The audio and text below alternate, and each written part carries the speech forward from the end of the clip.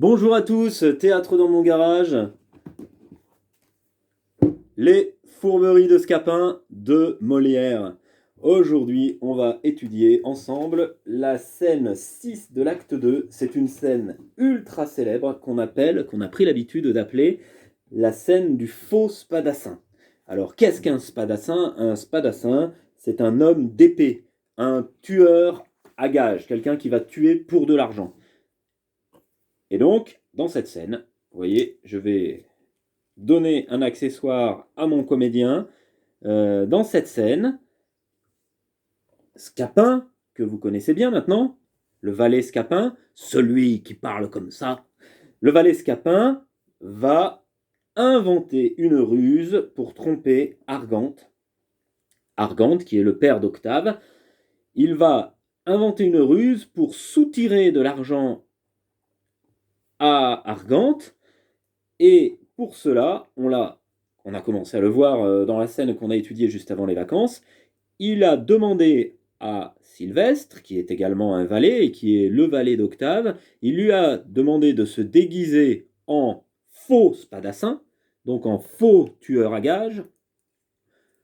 Il lui a demandé de se déguiser en faux spadassin et de se faire passer pour le frère de la femme de Hyacinthe, la femme qu'Octave a épousée en secret de son père.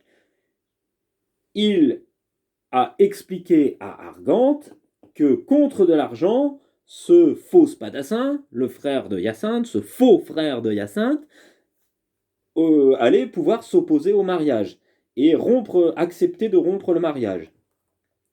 Bien sûr, Argante, qui est avare, qui est proche de son argent, a refusé, et donc on va avoir là une scène où Sylvestre vient menacer Argante en faisant semblant d'ignorer qui il est, puisque il vient s'adresser d'abord à Scapin. Vous allez voir, on va jouer le début de la scène, ça va vous permettre de comprendre la situation. Alors, pourquoi on étudie cette scène?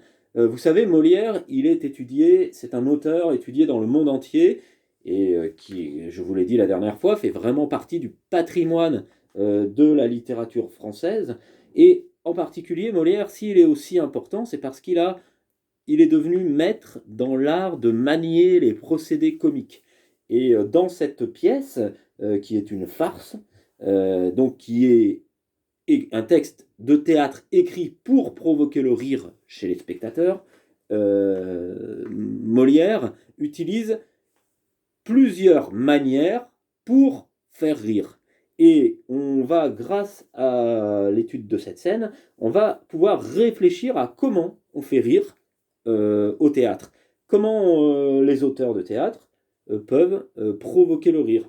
Alors évidemment, ce qui est valable pour le théâtre peut parfois, et souvent, être transféré dans l'écriture des films, par exemple, et quand entre les scénaristes de films ou de séries écrivent des scènes en se disant qu'ils vont essayer de provoquer le rire chez le spectateur, ils utilisent des procédés comiques que Molière utilisait et que Molière a su utiliser de façon très très très très aboutie.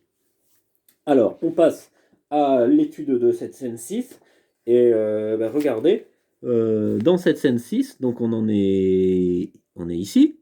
Au début de la scène 6, donc vous voyez, c'est indiqué les trois personnages que je viens de vous présenter, Sylvestre, Argante et Scapin. Le premier qui s'exprime, c'est Sylvestre, c'est écrit là, Sylvestre. Déguisé en spadassin, on a donc une didascalie qui nous indique qu'il est déguisé en spadassin, donc je l'ai déguisé en spadassin, et puis la réplique de Sylvestre. Donc évidemment, Sylvestre, il arrive en faisant semblant d'être un homme d'épée, et il arrive en faisant semblant d'être énervé, puisqu'il va faire semblant d'être en colère contre Argante, qui a refusé, qui a refusé de payer, de donner de l'argent. Voilà, c'est important de bien remarquer que j'ai mis Scapin devant Argante et qu'Argante en fait se cache derrière Scapin. Donc faut imaginer, là c'est compliqué, c'est des Playmobil, ce serait vraiment super si c'était des vrais comédiens. Argante, il est derrière Scapin et il est tout tremblant. D'ailleurs, c'est indiqué un peu plus loin en didascalie dans le texte.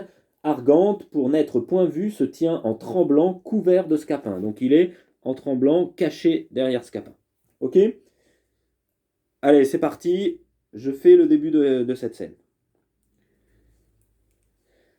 Scapin, fais-moi connaître un peu cette Argante qui est père d'Octave.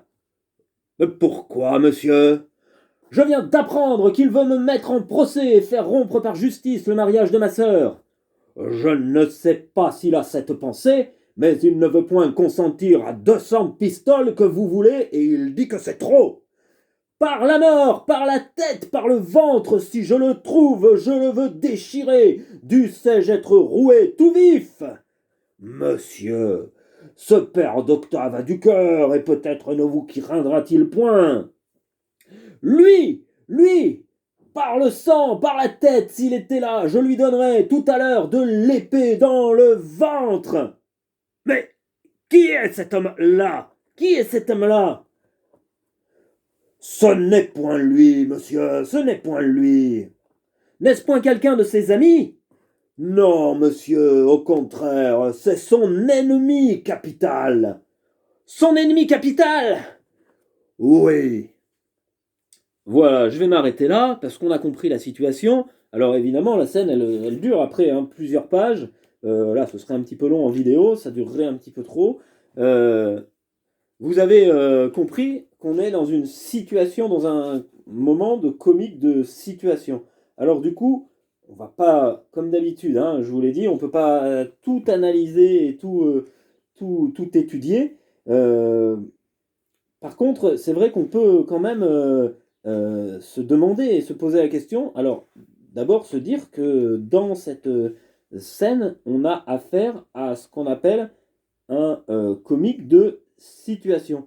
Qu'est-ce que ça veut dire un comique de situation? Ça veut dire qu'on a affaire à un moment où par la situation, euh, par la situation, on provoque le rire chez le spectateur. Le fait que Argante se retrouve confronté à un faux spadassin, évidemment, ça crée le rire chez le spectateur. Donc si on veut expliquer ce qu'est un comique de situation, on pourrait dire que ça naît des relations entre les personnages et des rencontres inattendues, des malentendus, des quiproquos, des situations inversées où, là, par exemple, un valet va devenir, va prendre l'ascendant puisqu'il va provoquer la peur sur un maître. Qu'est-ce qu'on a comme autre façon de faire rire? Il y a évidemment le comique des gestes. Et donc là, dans cette scène, il faut imaginer que si elle est jouée vraiment par un comédien, Sylvestre, quand il fait son faux spadassin, évidemment, il va en rajouter, il va faire des grands coups d'épée dans l'air, etc. Il va s'agiter dans tous les sens, et donc, par des gestes, par des grimaces, par des déplacements des personnages, évidemment, il va, par exemple, dans cette scène, pouvoir imiter un combat, faire semblant de se battre contre un adversaire. Euh, il crée aussi le rire. Donc, on vient de dire le comique de situation, mais évidemment, on a aussi un comique de geste.